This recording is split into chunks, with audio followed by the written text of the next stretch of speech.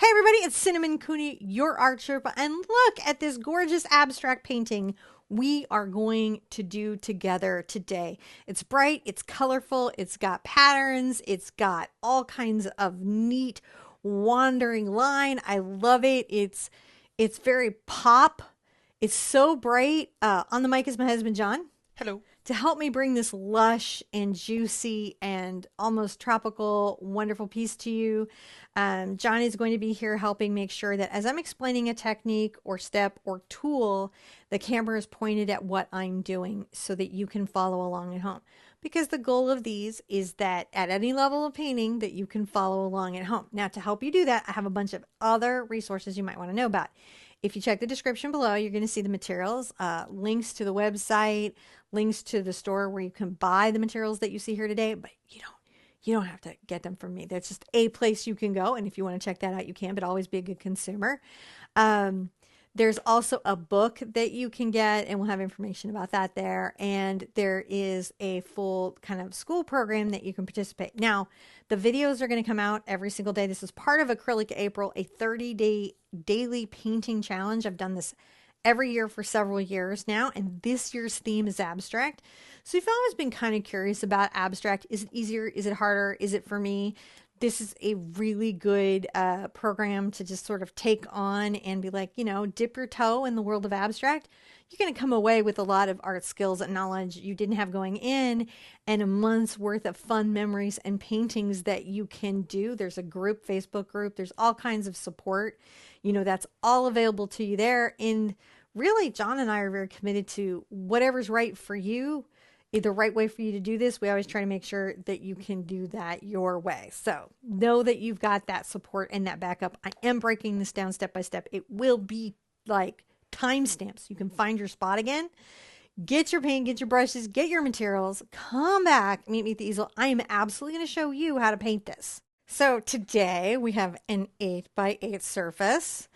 Love to throw you with that by going every single day with an 8x8 surface. Surprise! Woo! Mars Black, Titanium White, Cad Red Medium, Cad Yellow Medium, Quinacridone Magenta, Lemon Hansa Yellow. Remember, you can use Lemon Yellow, Hansa Light, Cad Yellow Light, any of those. Phthalo Green.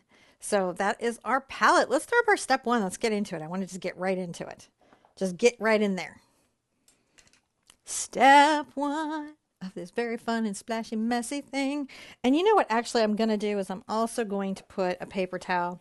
Huh. Now, what you may or may not be able to see is that my canvas is on a tilt. So my canvas is tilted up right now. And that means gravity is definitely going to be impactful to me. So one of the things I'm going to do, knowing that my paint may run and those things may happen, is I'm going to put a paper down to catch this. If you are painting along with me, you will want to at some point tip your canvas up so that you can get some gravity as well. I'm going to take my big number 18 Raphael Art Knee brush. That's a hog bristle brush, and that's because it's going to be really wet. I'm picking this brush because it's going to hold a lot of water. And I actually want that in this particular case. And I'm going to mix my phthalo green with my light yellow, and I'm creating this that's a very bright green, isn't it? I'm going to come here and pressing out on this brush in a very kind of wet way. And you can see that there is this dripping down naturally. Get some more yellow in there.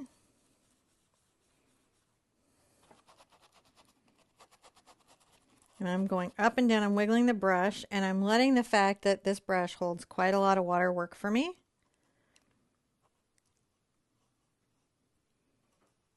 I may even come down and sort of encourage some dripping the way I want it to be. How I'm doing.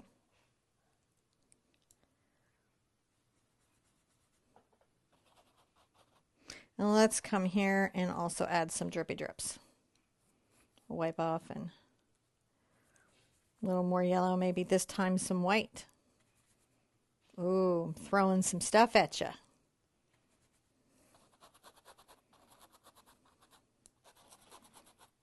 You can see I'm wiggling back and forth. I'm making very irregular motions. You will see some foaming when you're doing very wet applications. And I don't know if John can get in there, but it's sort of like where the bubbles are. You can tap a brush up and down to control it a little bit, and where it isn't easily controlled, it will, honestly, on its own. Ooh, that was some just nice gravity on its own, right?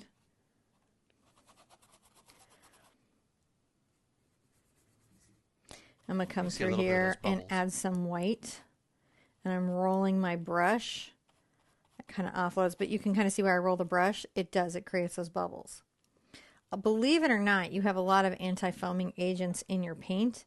And the only time you'll see them kind of like falter, well, is if the paint isn't made very well. Or if you're adding a lot of water or an agent that counteracts, like, you know, surfactants or sulfactants, that's counteracting the paint chemistry that we have here.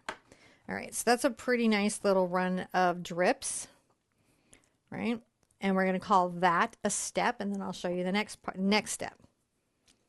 Now, do we need to dry here, or is this still? No, right now we can leave it wet because of the next thing that we're going to do. Okay, just want to make sure. All right. So step 2, I'm going to come in. Same brush, make sure my water's pretty clean. I'm going to take a little bit of my phthalo green, and I'm going to get my brush fairly wet, right? And then I'm going to do the 2-brush method. Now, you can use my splatter tool. You can use this method. But what I'm going to do is I'm going to splatter onto both my canvas with my phthalo green and into the wet areas. And so you can see why I wanted to leave that wet, because that created a little bit of blending wet into wet, blooming.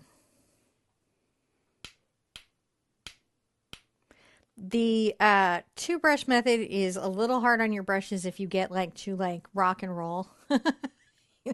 So these are not a drum kit. Don't go way at it.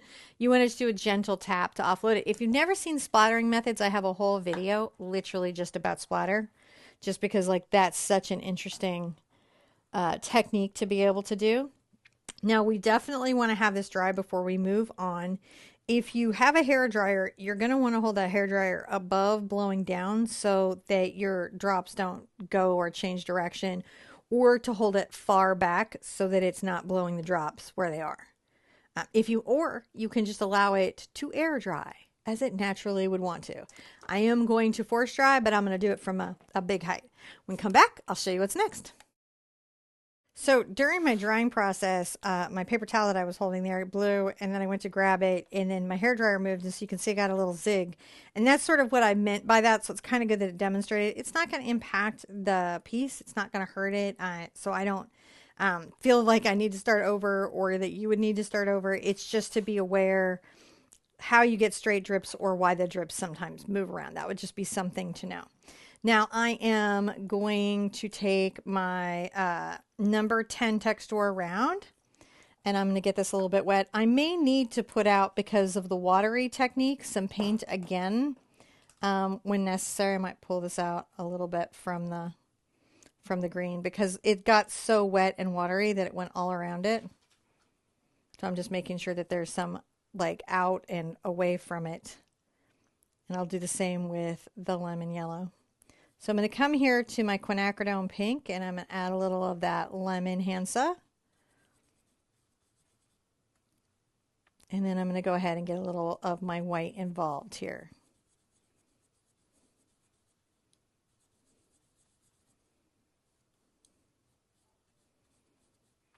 We're going to come here from the corner, and I'm going to make a diagonal line down.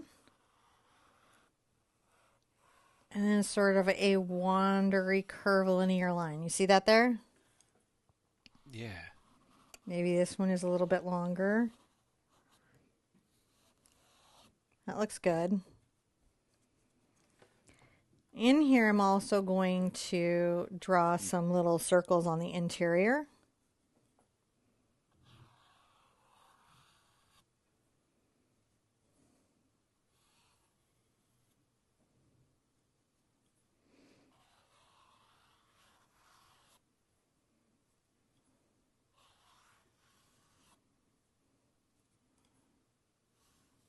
A little bit bigger on that other side. And now I'm going to come in and paint all this in with my pink paint. So it's sort of a very organic shape that I've created. Sometimes I'll get more pink into it. Goes off the canvas, and this is something you might see in a floral where you bring some of the botanical elements off the canvas to imply that the world continues past your picture. So it's sort of a nice thing that you can do. Getting a little more white into there. And just making sure that I'm painting this a nice little color, a nice little pink here. Isn't it fun? Yeah, I think this is really neat. I like these kind of non-representational kind of things. Is that the right way of saying it? Yeah, and it's got an organic feel to it because of the types of shapes that we're making with multi-curve lines and these sort of like patterns that you might see in nature and seed pods or different things. We're not looking at something to get the idea for it, but we are definitely taking what we know about objects like leaves, flowers, seed pods, and including some of that knowledge into our piece. Now, here at the bottom, I might have it be a little more pink. And then as I come out, I might definitely add a little more white and even some yellow.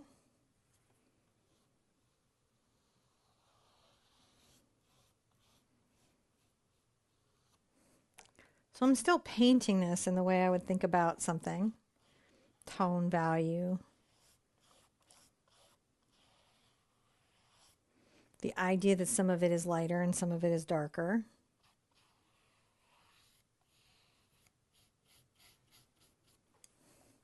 You know, is very attractive.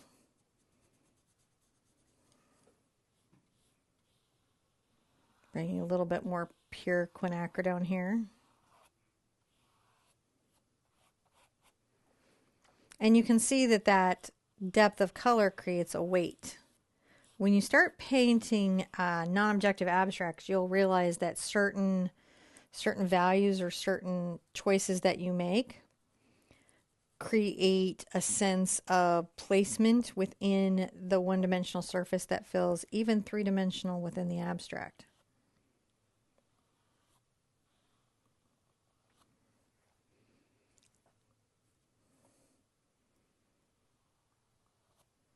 Just kind of pulling those a little bit more there.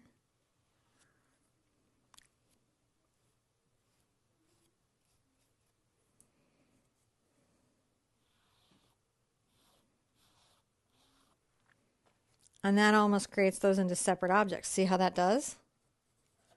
Yeah, I really do. It creates two zones where there's the depth and then the lighter value. I might go ahead and take some of my yellow here. And you're like, wow, you're really thinking about this. But we are. And paint that back.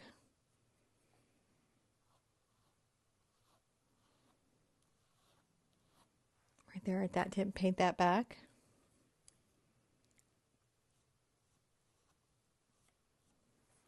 Okay. Let's call that a step because that was sort of involved.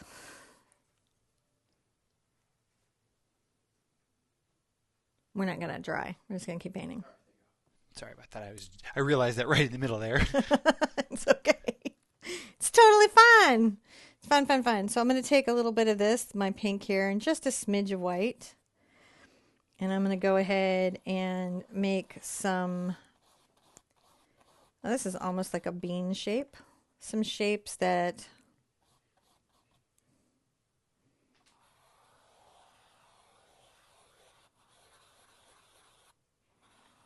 are round.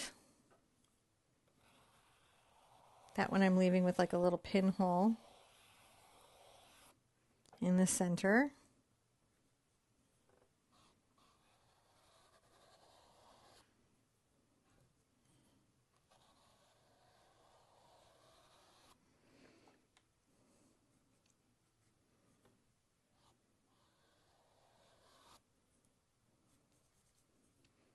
adding some more white to this.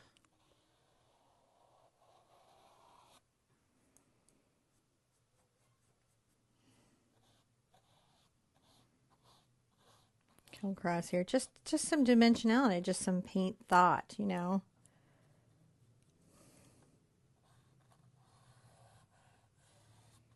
Nice square shape here.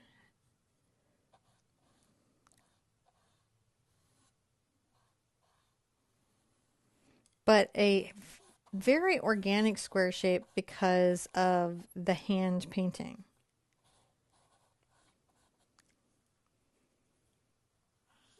And then I'm going to come up off the back of the green here and then kind of paint around it. And see how that puts the pink almost behind the green?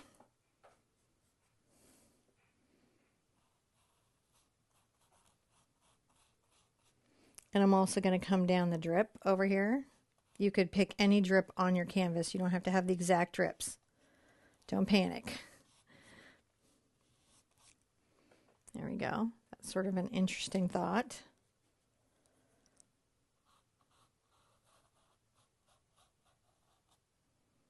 And then I'll come in and kind of lay some on the other side. So I picked a drip and I put some pink on one side of it and then tipped it on the other side. All right. That's a step. Let's dry it and then we'll move on. So I want to put some very light colors sort of in front and around this. But to do that, to get the effect I want, I'm going to need to paint white first. I'm going to use a bright. This is a number 12 Textura bright. Right, it's a nice square shaped brush, and I'm going to come in and get some white. And to get the bright yellow that I'm going to want to have here, I have to paint it white first.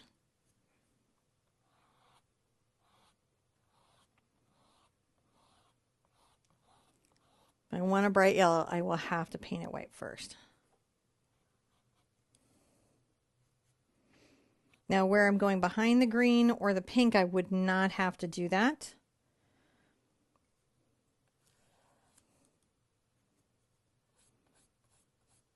Right, so I'm going to, interestingly enough, leave that green drip that way, but paint over the pink. That's going to create some interesting layering.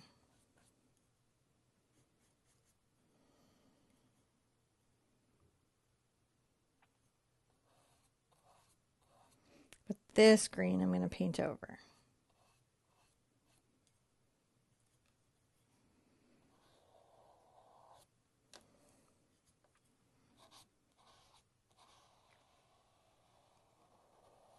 Around that pink with a white.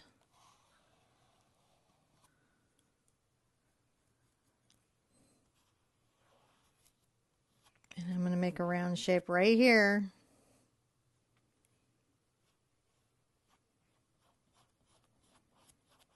That will have a very light yellow attached to it. So you can see how we're doing this. That way we're creating a bright space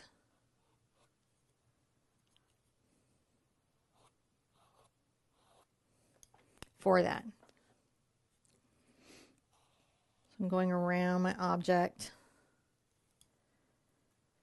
and I'm going to make a little white mark. It's almost like a little series of checks coming down. That'll be nice when the yellow's in it.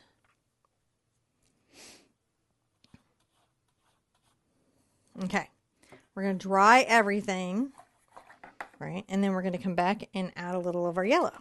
So as we go on, I'm going to continue on with my bright. I'm going to take a little bit of my white and lemon yellow together. And I'm going to paint over these areas on the green or other colors that I pre-lightened so I could do this. Little more lemon yellow there.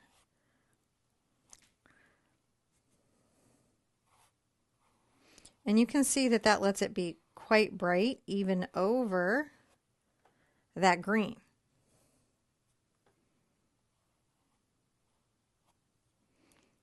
Going to go ahead and Enjoy my little check here that I've created.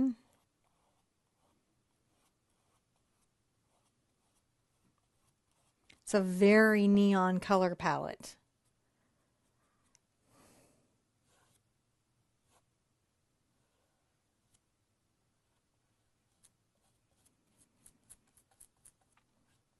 Paint through that drip.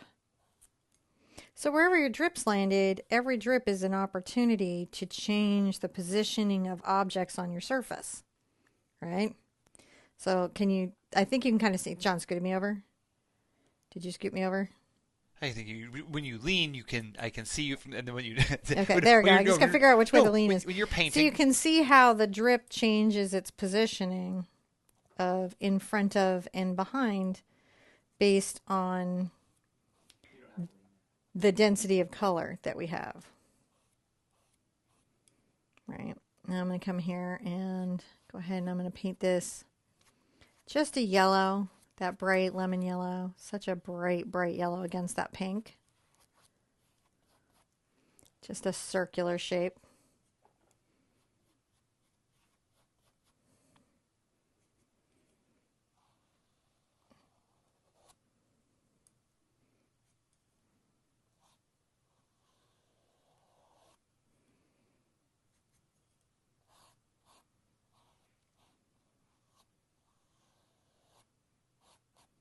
And coming around that looks really good. We're going to do an interesting thing here. Just yellow, no white. And because the color is so transparent, look what we can do. Isn't that wild? We can create a fabulous, amazing kind of little glaze going down in that space. I can do the same here, and I can go over all the objects and create that luminous color. Go in there, creating a luminous color.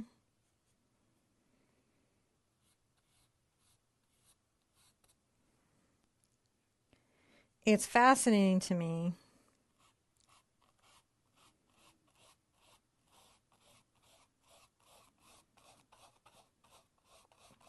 how we can fill in and change where things are. Come back over with a little more yellow here.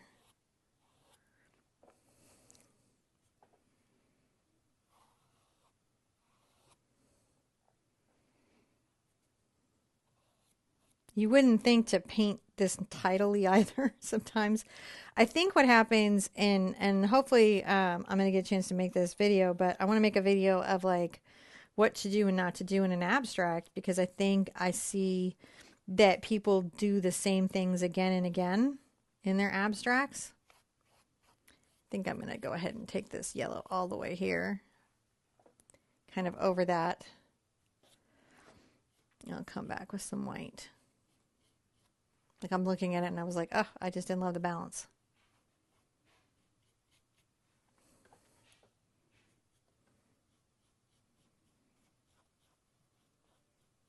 There we go. I like that though. Let's dry all of that and then I'm going to show you what you're going to do next. So now I'm going to come through and I'm going to take my CAD yellow medium and my CAD red and we're going to make just this amazing orange. And I'm going to paint some of these areas between the shapes with this orange.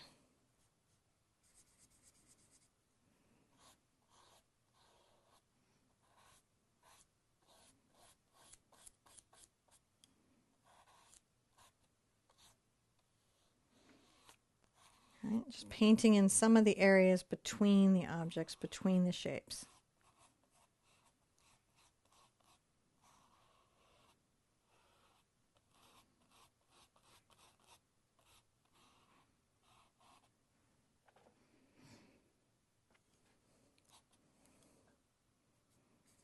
Maybe up here.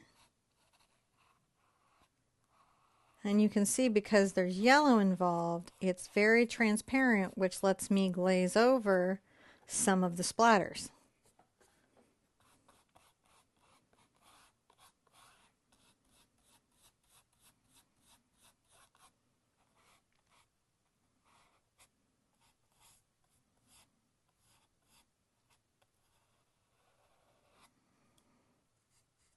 You can make it a little more red, kind of come down like that.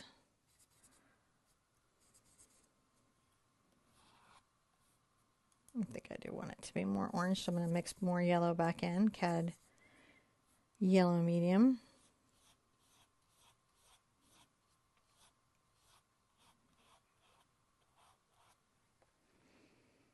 And that's sort of fascinating, I think, and interesting to see how all that goes in.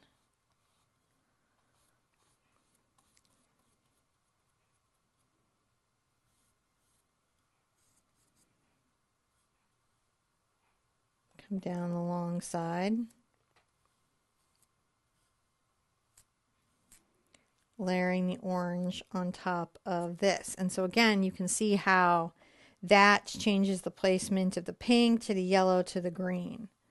This actually does sort of teach you in a weird way how, how it might be that we as artists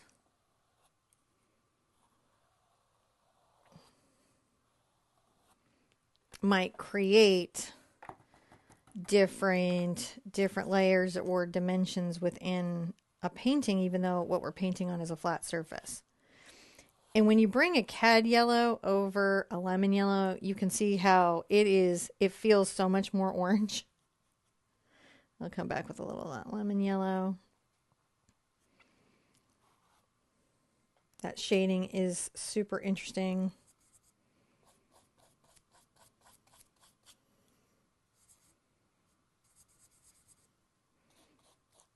I can paint any areas if I feel like it needs a more thorough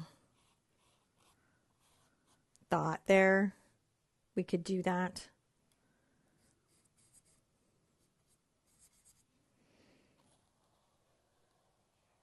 Come around my little kidney shape. Kind of create that next layer in.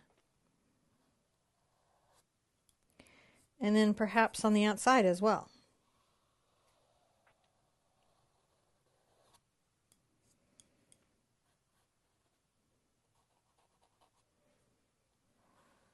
Notice that I let the drop come out on that orange.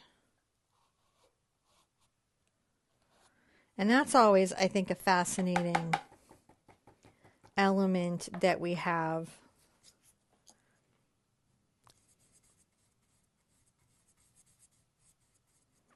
I'll come to the edge here. And I will make little marks that are sort of like squares using the brush. That's sort of fun, isn't it?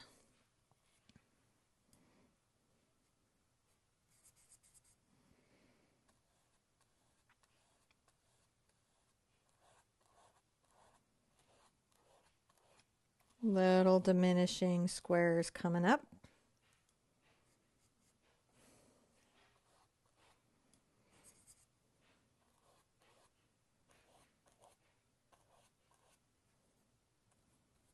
And a little bit coming down. So this is just taking in so many more little moments and elements. Now I'm going to dry everything.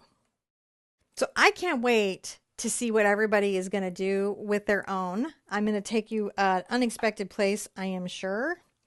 I'm going to take my black and I'm going to really put this on my brush. And I am going to come from over here and wander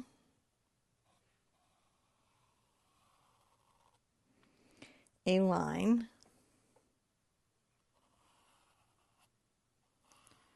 through the painting. Notice how we went under and over objects by placement. Yeah, that's really cool.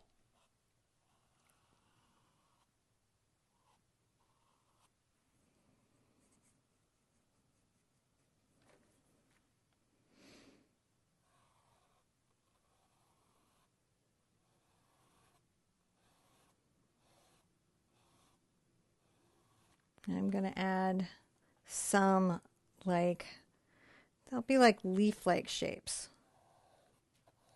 So it'll have an organic-esque feel.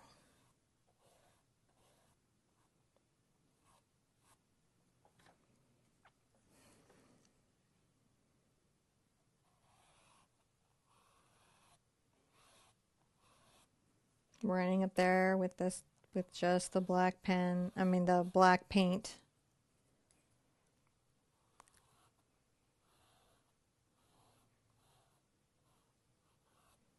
As we go up this, isn't this fun? Like when the black gets on there? Yeah, I really like it.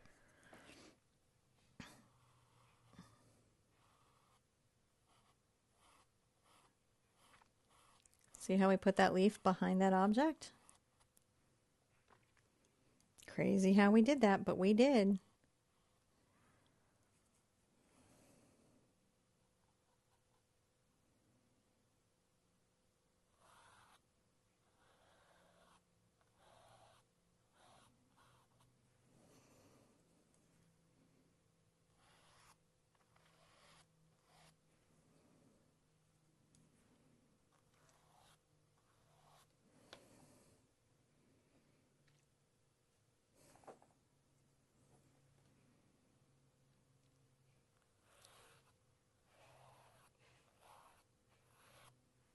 Where we choose to keep a line continuous and where we choose to break the line, a round space creates where the object exists in the space.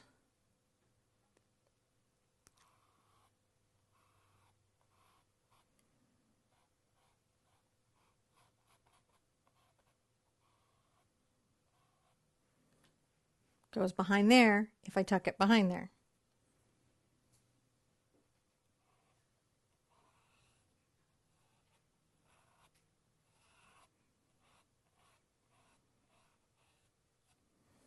Goes behind pink tire shape if I put it behind pink tire shape.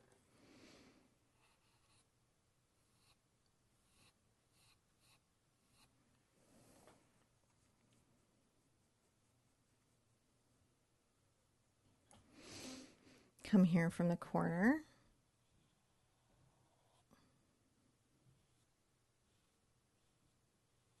I'll make a little one down here.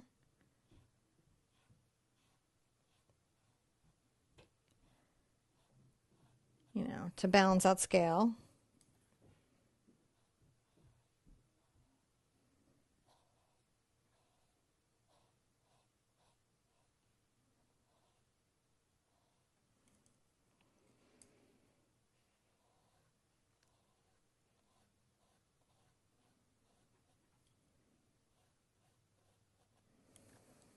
I like that. I like that a great deal. Now I can clean up anything if it needs it for graphics reasons.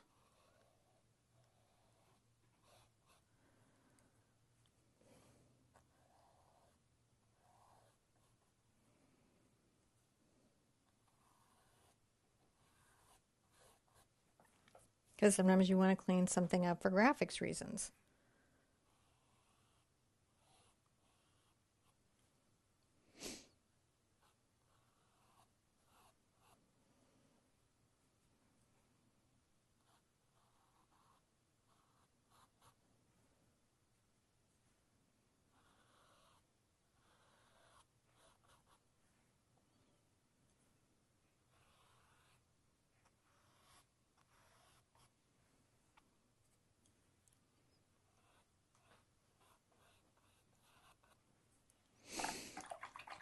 All right, let's dry that super thoroughly. Now for this next part, you can do white paint with a detail brush, or if you have a Posca pen, you can use a Posca pen. I'm going to see if I can get my Posca pen to work for me. I'm going to come here and I'm going to outline my black leaf. Then I'm also going to outline this black leaf.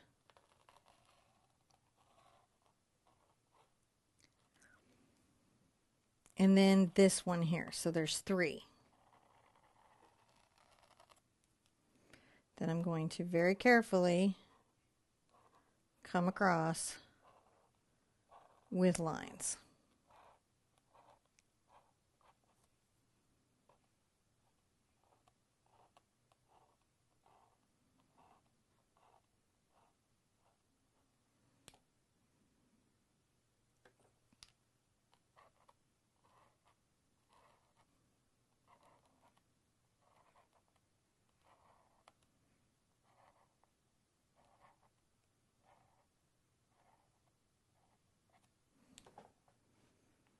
Looks pretty cool. I'm going to come on the inside of my pink, right? And I'm going to radiate out in concentric and ever larger circles.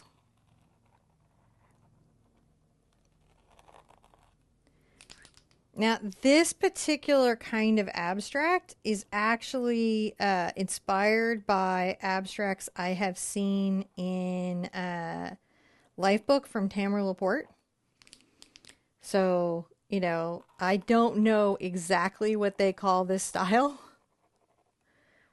but it's just so cheerful and so happy that I wanted to make sure that I did something inspired by that in what I was doing this year. But I want to make sure that I shout that out too. I'm going to come around here.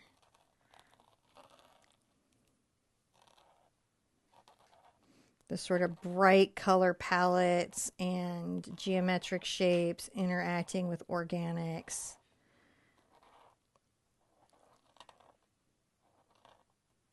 A little bit of Zentangle inspiration here, I think, going on. Do you love how those lines then create another set of weight within the space that we're dealing with? Come here.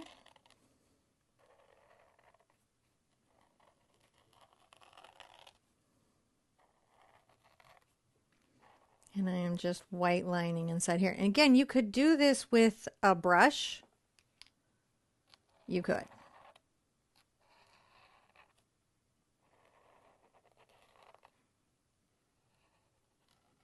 But I really like a Posca pen for the tool that it is, because I think it just does a great job, you know, getting what I'm hoping to get done. What do you think, John? I like the Posca pens. I also kind of like how they sound. So hopefully, some people from Lifebook last year are here doing Acrylic April with me this year, or at least we get some visitors. And this will feel kind of familiar color palette wise and concept wise. I'm going to go ahead and make little circles because I think the texture of a polka dot cannot be underplayed. So important. Yeah. Now I'm going to put some polka dots behind leaves, which will put those leaves on top of this surface. Right? And that's just about allowing those leaves to be in front. I kind of like all these little shapes. Hmm? I like all the shapes and textures. I very much like this. It makes my little heart happy. I think this is something that is friendly to everybody.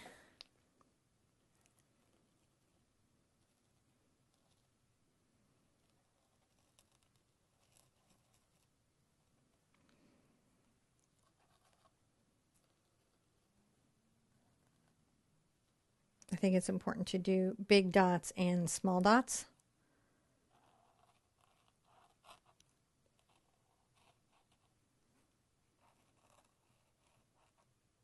You can kind of see that I imply that those dots go behind.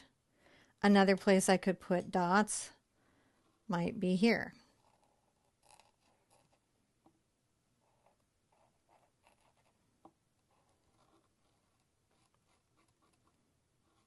Now, if I did this well, the main focus of pattern should still be here because that's the greatest part of contrast that I have. So if I did it well, that's where it should be.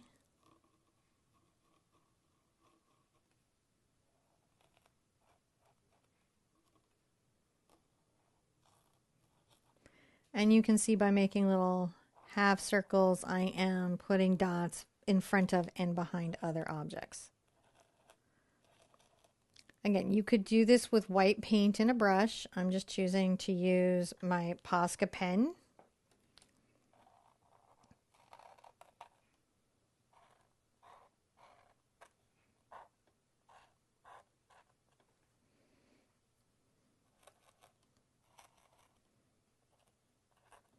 Like that. So I just look around and I just try to like imagine where can I improve what I have.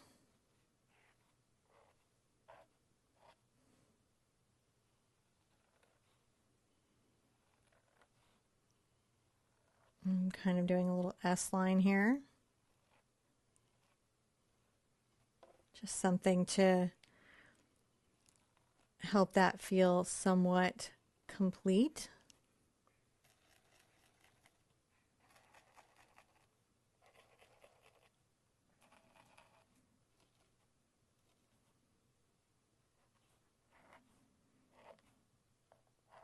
Little curved lines there, which I like very, very much, and that just makes that sort of a little more interesting in my mind.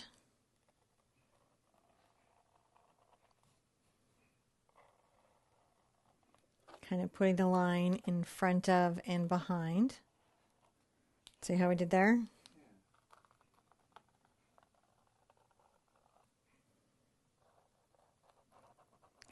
And then also when you create a line like this, you change the object's separation from things around it.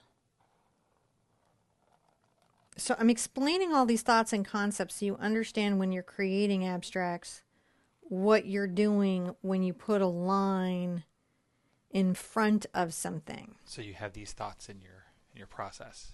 So you have these thoughts in your process. Like if and I'm weirdly inclined to do that, like what happens when I take that line? How that does the kind of craziness to those objects there, doesn't it? It just sort of pulls that. Now I think I'm going to come along my black with my white.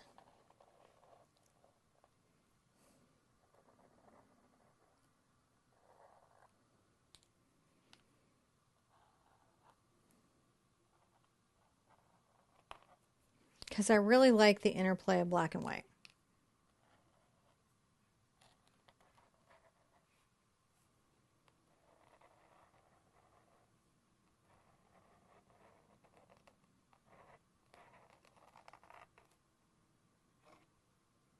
Very, very, very much. And then if I, now I'm super tempted to do it. What's that?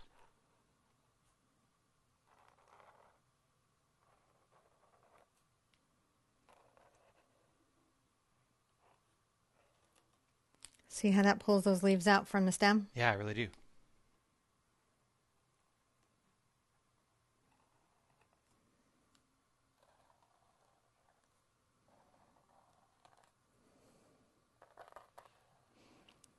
By kind of pulling the leaf into the stem like that, I can put some leaves attached to different places on a stem. Work diamond shapes. I mean, they're leaves in my mind, but, you know, they don't have to be the leaf in your mind. Be something else. I believe in you. You believe in me?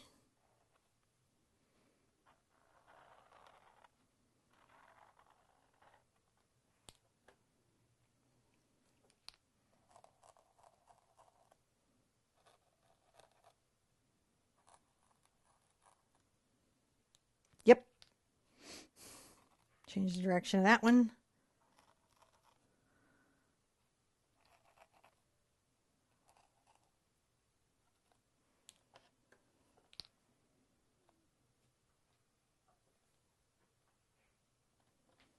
And change a little bit of that kind of thinking and patterning there. Now, while I'm at it, I want to, and you can switch to your black paint, but I'm going to use a black Posca. Now, a note on Posca, guys, I only like the 3mm and the white. It's the only pen I like from them. I feel like it's the one that releases the white ink with the least amount of problems. I feel like the 1mm gets a lot of separation every time I get it, and I'm always struggling with it. But I love the 1mm on the black.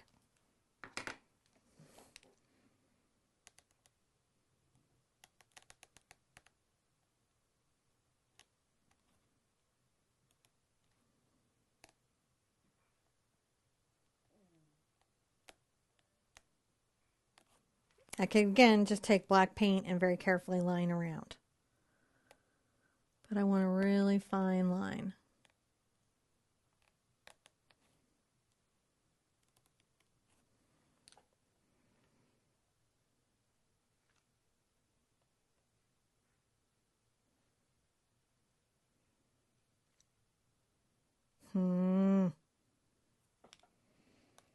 I just will look at something and be like, where?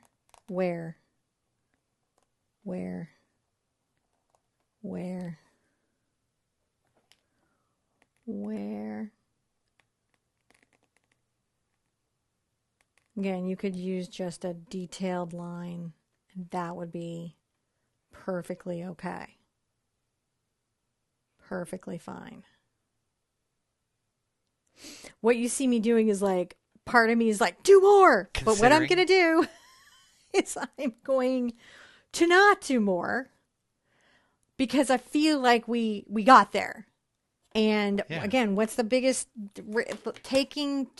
going too far, right? A lot of times, and a tip I have for you about abstract painting is, if you're not sure if you're done, hang it on the wall and just stare at it a couple of days. I know we're painting every day and you're learning a lot of skills, but that's something. When we come back, I'm going to talk more about this idea of how to know when you're done and tell you what you're going to do next. So guys, I'm not signing this one again, or I'm going to sign it on the back because every mark on this is significant, and a signature here is really going to hold my eye. Like if I were to like pull over and sign right here, you can see that it's all you'd see is that coming up, and I really want this to just have its own flow. I think this would make a gorgeous paper that you could use. I think it's just a lot of fun. I love these colors and it reminds me of some of my favorite stuff. So it's just very enjoyable to me. How do you know when you're done, right? Though, how do you know? Were we not doing a daily painting, learning skills and really asking a lot of ourselves, what I would do is I would do the piece to as far as I had conceptualized, and then I would hang it on the wall.